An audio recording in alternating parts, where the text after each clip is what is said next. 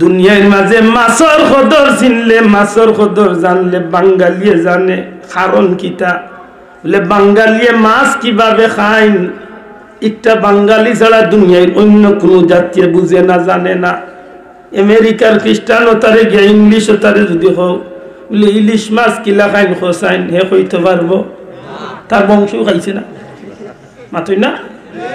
Saudi দিয়া যদি আরবি রায়তি খাও বলে মখা মাছ দিয়া কিতাব তরকারি দি খাইলে মজা দেই খোসা কইবে কিতা কইবে মখা কিতা আরবা। এই কারণে জমিনের মাঝে একজন শাইরে বড় সুন্দর একটা শের হয়, নবী দা কদর জানে সাহাবী, নবী দা কদর জানে সাহাবী, মছলি মে কদর জানে বাঙালি।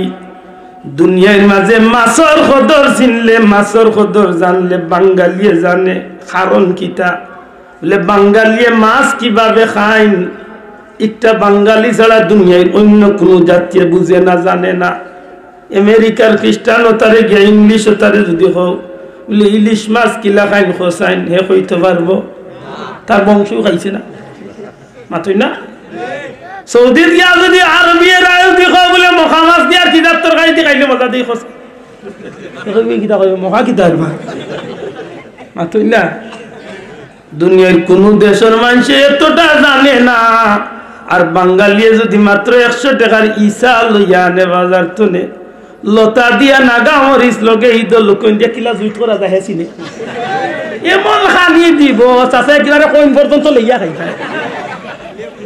কারণ হে জানে কোন গুড়ে কোনটা দি জুইত করা লাগে, মাতই না। আমার বন্ধু হল আল্লাহর বান্দা হয় দুনিয়ার মানুষ বাঙালি হলে যেভাবে মাছের কদর জানে, কোন মাছরে কিভাবে খাইলে ফাঁকাইলে মজা হইব, স্বাদ হইব, কোন মাছের ইজ্জত কত আন বাঙালি বালা বুঝে।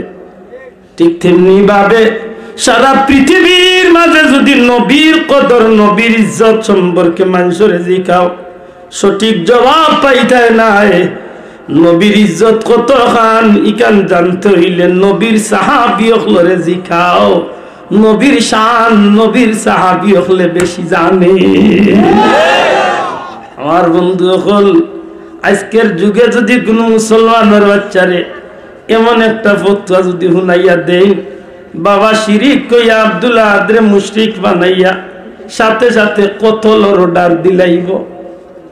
কিতা হযরত মুআবিয়া রাদিয়াল্লাহু তাআলা বলে ভাই আল্লাহ আস্তে বল মুআবিয়া রাদিয়াল্লাহু তাআলা আনহু ইন্তেকালের পূর্বে আপনজন হলরে ডাকিয়া কইলা, রে আমার আপনজন হল আমার দাফন খাফন ফিরাইয়া জানাজা কমপ্লিট করিয়া যখন আমার কবরের ভিতরে রাখইব তখন একটা কাজ করিও, আমার একটা ওসিয়ত একটা আমানত রাখিয়া গেলাম, এই আমানতটারে আমার ওসিয়ত অনুযায়ী একজনে পালন করিও।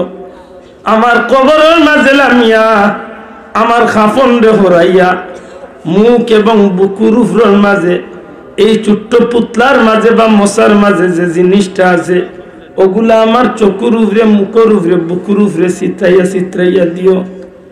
মুআবিয়া রাদিয়াল্লাহু তাআলা নরে জিকাইলে, হুজুর এই ছোট্ট মশার মাঝে কোন এমন জিনিস রাখা? আল্লাহ রসুলের সাহাবী কইন, আরে আমার আপনজন হল এই ছোট্ট মশার মাঝে আর কোন জিনিস রাখা নাই। একদিন নবী করিম সাল্লাল্লাহু আলাইহি সাল্লামে আমার নবী পাকে একদিন নৌক মুবারক ফলাইছিলা। আল্লাহর হাবিবের সামনে আসলাম, নবীজির কিছু নৌক মুবারক আমি সংগ্রহ করলাম। আমার মনের মাঝে আল্লাহর হাবিব রে আল্লাহ যে শান মান মর্যাদা দিয়ে এই জমিনে পাঠাইছেন, এই নবীর কারণে আল্লাহর জমিনে প্রত্যেকটা জিনিস যে আল্লাহ দামি বানাইলা। যে নবীর ঘাম রে আল্লাহ মেশকে আম্বরের চেয়ে দামি বানাইলা। যে নবীর পেশাব মোটাইন পর্যন্ত মুবারক, যে নবীর চুল মুবারক, দাড়ি মুবারক, জিসিম মুবারক, প্রত্যেকটা নিয়ামত এই জমিনের মাঝে অতুলনীয়। আমি মুআবিয়ার ভিতরে আইছে যদি আল্লাহ না করত কোন কারণে যদি আমার কবরের মাটি আমারে চাপ দিতে চায়, আমি যদি কবরের মাঝে কোনো আযাব গ্রেফতার হই যাই, আল্লাহর হাবিব সাল্লাল্লাহু আলাইহি সাল্লামের নখ মুবারক গুলা যদি আমার চেহারার মাঝে ছিটাইল থাকে, বুকুত থাকে, অন্ততকে আমি বিশ্বাস রাখতে পারি নবীজির নখ মুবারকের উজ্জতে আল্লাহ আমি মুআবিয়ারে কবর আযাব থেকে মুক্তি দান করবা। আজকুর জমিনে যদি কোনো মোল্লারে যদি ইবতাও নাইয়া দেনতে উঠিয়া কইব শিরিক হইছে, মাথা না খিতাই গেছে শিরিক করি আমার কল্লা কাটার ফতোয়া দিন, কইব রুইশো করে কল্লা কাটো আউ শান্তির পয়েন্ট আনিয়া। আফসোস আমার বন্ধু এখন আম্মা জান খাদিজাতুল কুবরা রাদিয়াল্লাহু তাআলা আনহার ইন্তেকালের পূর্বে নবীজির জামা মুবারক রে কাফন হিসাবে বাছিয়া নিলা।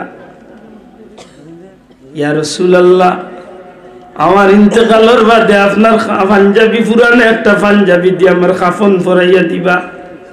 রাসূল পাক সাল্লাল্লাহু আলাইহি সাল্লাম জিজ্ঞাসা আয় খাদিজা, কি কারণে আমি নবীর জামারে কাফন বাছিয়া নেও?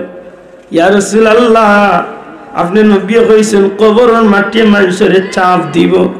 নবী গো, আমি খাদিজার কবর যদি কোনো কারণে মাটি চাপ দেয় বা কবর আযাব হয়, আমার বিশ্বাস নবী কামলিওয়ালার শরীর মুবারক লগে যে কাপড় মুবারক লাগছে, এই কাপড়ের ইজ্জতে আল্লাহ কবর আযাব থেকে আমি খাদিজারে মুক্তি দান করবা। নবীর শান আমরা বাড়াইলে তোরে ভাই টানাটানি করলে তোমার তাই, নবীর শান তো বাড়াইছেন আল্লাহ।